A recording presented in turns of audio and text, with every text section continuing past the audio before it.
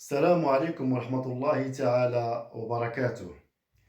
نحن على أبواب شهر رمضان، هذا الشهر العظيم عند الله سبحانه وتعالى وكذلك عند المسلمين. أبارك لكم شهر رمضان، رمضان كريم، كل عام وأنتم بألف خير.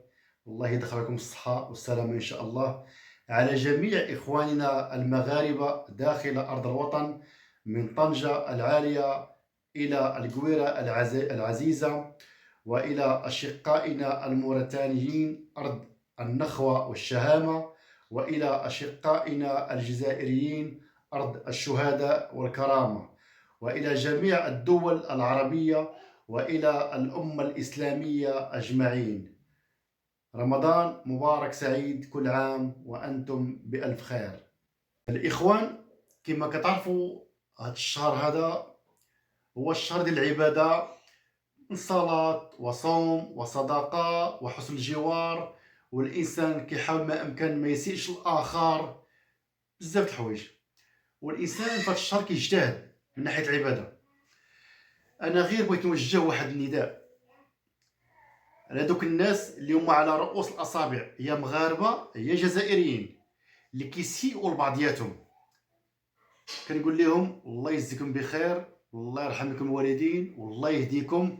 حاولوا هذا الشهر تاخذوه كعطلة، تراجعوا فيه نفوسكم، تأملوا فيه شوية. ربما إن شاء الله بإذن الله ورمضان تقدر يكون خير إن شاء الله. هضروا في مواضيع أخرى، ولا هضروا في جمع الشمل بين الأخوان أو الإخوان، ما بين الخوت، ما بين الجزائريين والمغاربة. حنا رخصنا اللي جمعنا ماشي فرقنا. حتى المشكل ولاو بعض الناس اخرين، ولا ها اللي يماني، ها اللي مصري، ها اللي سوري، ها اللي لبناني، ها اللي ما عرفت شنو هو، نساو المشاكل ديال البلاد ديال غارقه مشاكل. ها اللي مع المغرب، ها اللي مع الجزائر. ودابا كما كنقولوا حنا معنا المفهوم ديالنا وفهمت السطه. واحد غارق مشاكل في اليمن، بلادو كلها مشتته وما عرفت شنو هي، وكيضرك على المغرب. واحد النهار كان مع الجزائر، دابا ولا مع المغرب. لهذا كنقول الله يهديكم، هادشي ماشي في صالح الشعبين.